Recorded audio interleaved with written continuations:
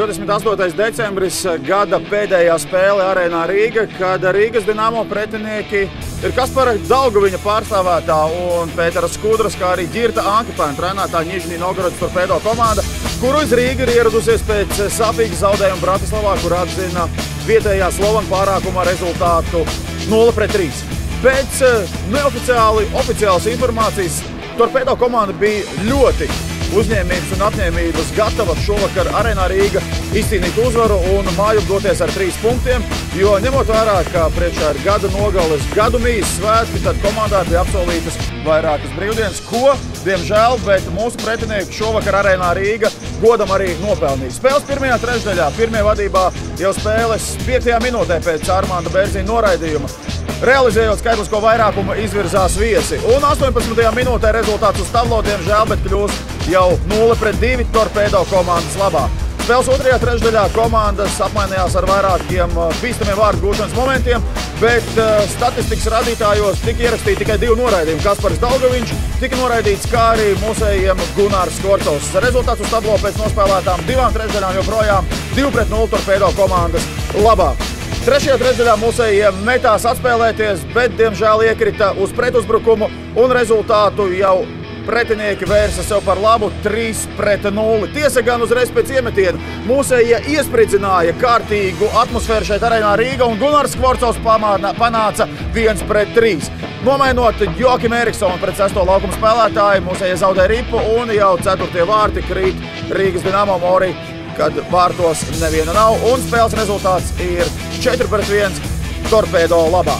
Par spēles labāko spēlētāju pretinieku rindās tika atzīts Latvijas izlases kapteinis Kaspars Daugaviņš, un klātesošie līdzekļi, protams, uzgavilēja viņam, un lūk arī viņa pēcspēles komentārs par aizvadīto spēli un izcīnīto uzvaru. Kā bija spēlēt?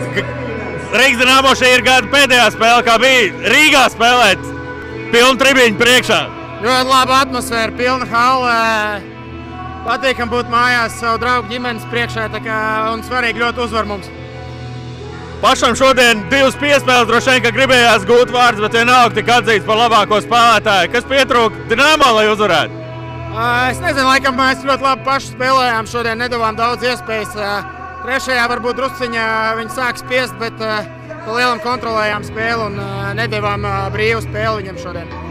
Ko var novēlēt Rīgas Dinamo līdzekļiem?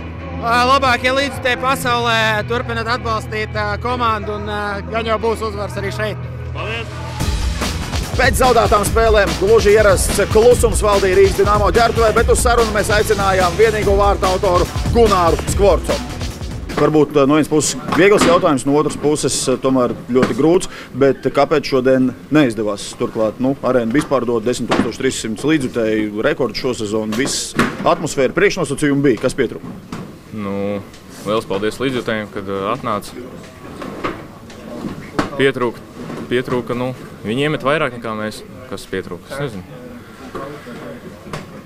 Ļoti daudz ripas pazaudējām uz pretinieku zilo līniju.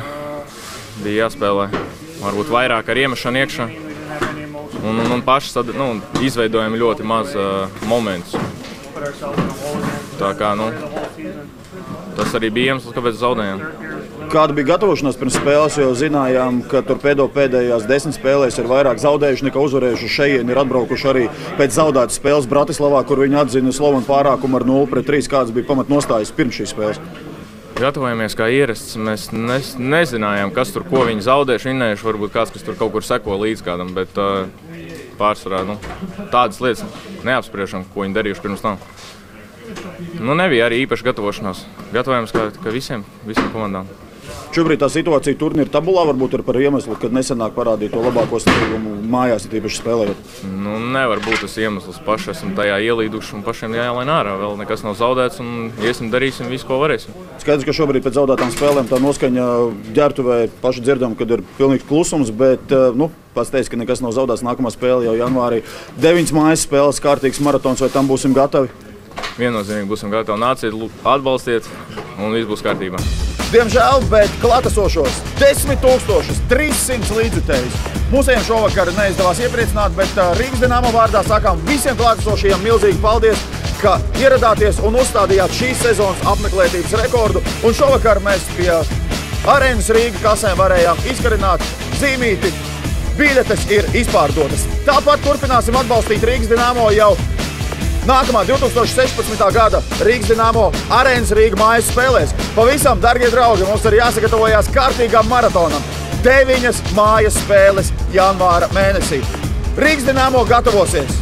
Gatavosies arī Rīgas Dinamo līdzjutēji, un kopīgiem spēkiem mēs turpināsim cīņu par kāroto astotnieku. Šis vilciens, šis kuģis vēl nav aizbraucis, tā kā aicinu klātesošos līdzjutējus būt aktīviem, būt kopā ar Rīgas Dinamo katrā spēlē un cīnīties par nākamajām uzvarām. Pirmās 2 spēles 2016. gadā savu skatītāju priekšā Rīgas Dinamo aizvadīs Arēnā Rīga 4. janvārī tiekoties pret Bratislavas Slovanu un 6. janvārī, kad šeit Arēnā Rīga viesosies Zagrebas Lāči Medveščak vienība. Rīgas Dinamo saka milzīgi paldies visiem klātesošiem līdzjutējiem, kuri šovakar atbalstīja mūsējos Arēnā Rīga, jo noslēdzoties labdarības mēnesim, katrs eiro no pārdotās biļetes tiek ziedots labdarībai, un šodien arī sadarbībā ar Valsts asins donoru centru pirms spēles līdzjutēji tika aicināti ziedot asins, un kopīgiem spēkiem šovakar mēs esam glābuši 66 dzīvības. Rīgas Dinamo līdzjutēji dara labas lietas un turpinās darīt labas lietas arī jaunajā gadā. Mēs novēlam mūsējiem panākumus, uzsākot 2016. gadu, kas solās būt krāsains, bet galvenais ļoti cerams uzvarām bagāts.